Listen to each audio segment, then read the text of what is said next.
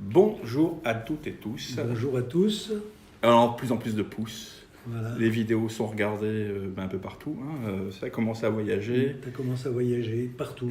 Ça plaît, Ça beaucoup. plaît dans le monde, Dans ça le voyage monde. dans le monde. Merci pour les commentaires, Voilà. tous vos commentaires. Alors on a tourné quand même quelques épisodes déjà. Quelques-uns. Alors, l'histoire que tu m'as racontée la dernière fois sur le Mont Moria et autres, on a évoqué le fameux bouc émissaire. On en a rediscuté après.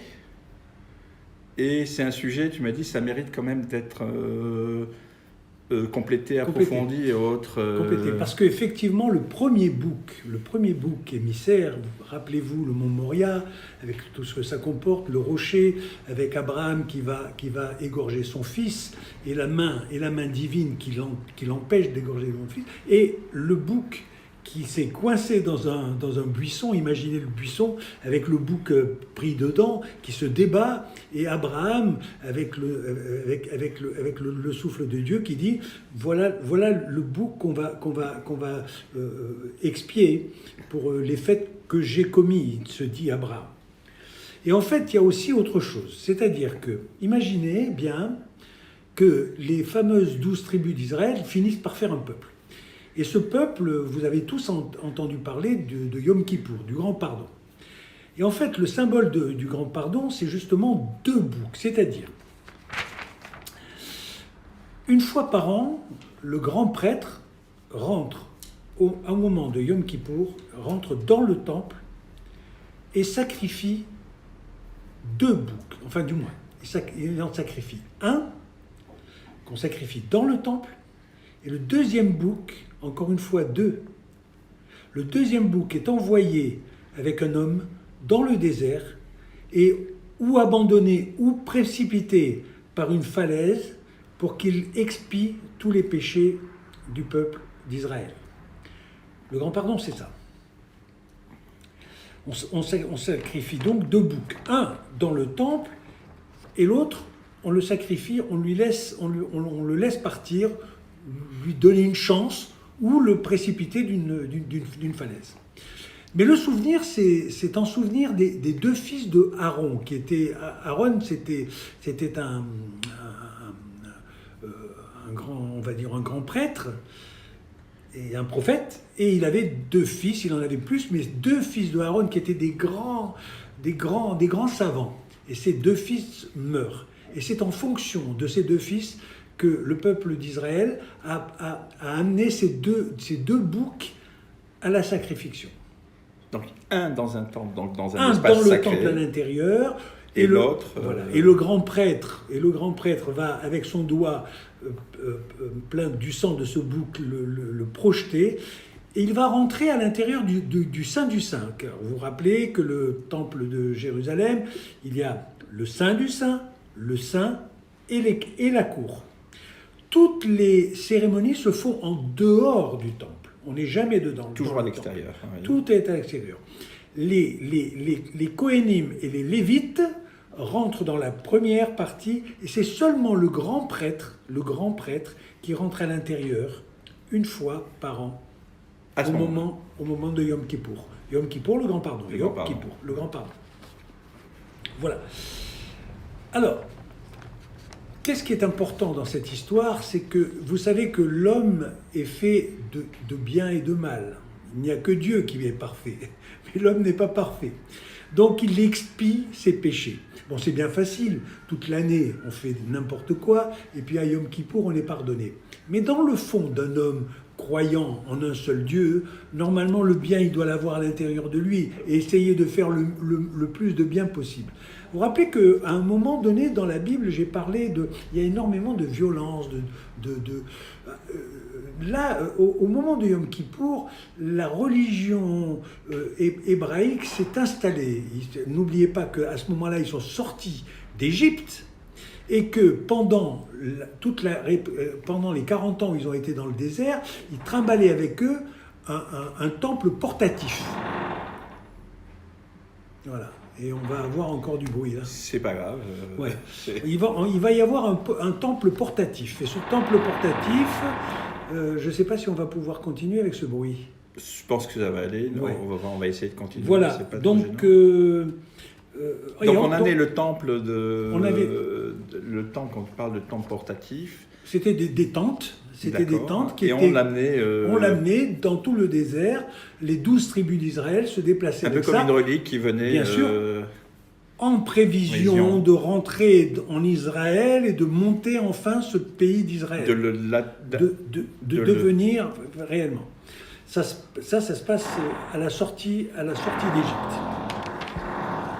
Donc au moment de Kippour, donc c'est un jour quand même très particulier où consacré au Tout est pardonné ce jour-là. consacré au C'est pardon. magnifique. Ah oui, on pose les choses, Voilà. on se pardonne, on pardonne à l'autre. C'est ça. On se pardonne aussi, On surtout. se pardonne, on se fait pardonner surtout. C'est en septembre, c'est une date. Alors, Yom Oui, Kippour, c'est-à-dire que ça colle en même temps. C'est l'année juive, hein, c'est pas, elle ne correspond pas à notre année à nous. Mais nous, on le l'année. fait en. Ça dépend. C'est des fois. septembre, Oui, à oui. quelques jours près. Ça dépend. Ça peut être plus ou moins. Voilà, ça change. Le calendrier, c'est un calendrier solaire ou lunaire? Lunaire. C'est un Lunaire, calendrier voilà. lunaire. C'est un calendrier lunaire et donc il est basé là-dessus. Voilà. J'en parlerai à un autre moment. Je voulais vous... Une question par rapport, Oui. justement par rapport à ça. Et ça correspond à une date d'équinoxe, non? Non. Ou non, pas du tout, rien à voir. Hein. Ça ne correspond pas. Ça ne correspond pas du tout. Hein. Parce que je sais qu'à ce moment-là, il y a ces grandes.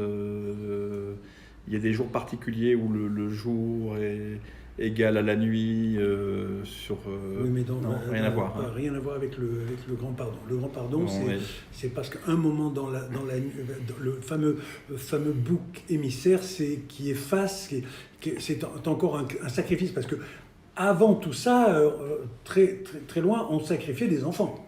Oui, Il faut le savoir. Hein, oui, bon, oui. Après, on a commencé à sacrifier seulement des animaux.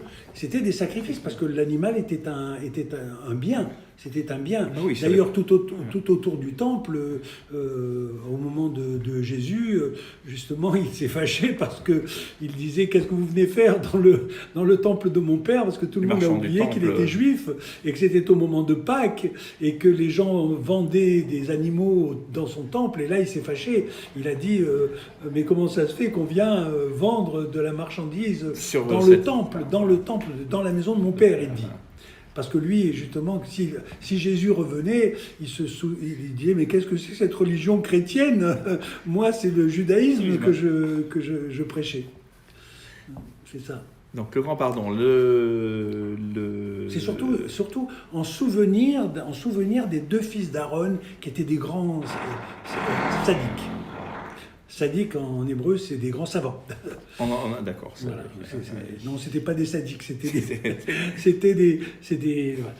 Voilà. Alors je vais vous livrer la phrase. Ah ouais, la fameuse phrase cadeau que. Le vrai bien ne vient pas que par le dîme, la lumière de Dieu. Il y a un désir de vie. Dieu ne veut pas que l'on soit, mais il veut qu'on être. Pas que l'on soit, Ouais. mais l'être. La nuance. La nuance. Ah oui, alors ça c'est une phrase. Alors on pourrait y revenir. Ça veut dire que, en fait, ça revient à la réflexion qu'on avait eue sur l'ego. Ce n'est pas être, être en tant que matériel, mais c'est être en tant que spirituel. Être spirituel et authentique, quelque chose Bien d'authentique sûr. en dehors des masques. C'est ça. Et être, c'est quoi? C'est aussi être vrai. Il y a une forme de vérité dans l'être. Être forcément vrai. Euh, Et surtout en possession du divin interne. oui. Et là encore, on peut se poser la question, être soi, c'est croire, et être, c'est la foi. C'est loin d'être une nuance. C'est loin d'être une Voilà. nuance. Quel beau message. Voilà, c'était juste pour reparler, parce que effectivement, le bouc émissaire, c'est le premier. Effectivement. Donc il y a le premier bouc émissaire sur le... Oui, et ensuite les deux autres boucs, un qui est plus ou moins sauvé et l'autre qui est sacrifié. Qui est sacrifié, oui. Qui est sacrifié dans un espace sacré quand même. Sacré. Dans un espace sacré, et l'autre qui a son... Enfin, on lui... Alors... C'est un homme qui s'en va avec le... Il s'en va avec Alors dans la Bible, c'est... Il le laisse aller Oui. ou... dans la Bible, on dit qu'il l'amène dans le désert, le perdre. Maintenant, il y a d'autres qui ont interprété ça comme de jeter le bouc émissaire, de le jeter par une falaise pour expier nos Mais ce qui est péchés. écrit dans l'Écriture, Dans l'Écriture, c'est que un homme s'en va dans le Il désert. l'éloigne. On l'éloigne, loin de Jérusalem. Donc on éloigne le mal, tout ce qui l'amène avec Absolument. lui, tout ce qui a été Absolument. négatif, et on le confie aux soins du On le désert. confie au soir, voilà, c'est ça. Voilà. Alors il y a plusieurs interprétations, parce que la Bible a été interprétée de plusieurs façons. Mais celle que moi je connais, c'est l'homme qui l'amène dans le désert, et on imagine qu'il va le sacrifier loin ou le perdre. Ou perdre. Voilà. On dit que le désert peut purifier aussi. Bien sûr. Il reprend les choses. Toujours. Vous savez, je vous ai parlé des 400. 400, quand Ésaü vient vers Jacob avec 400. Les 400, en fait, ça représente les 400 du mal. Le nombre du mal.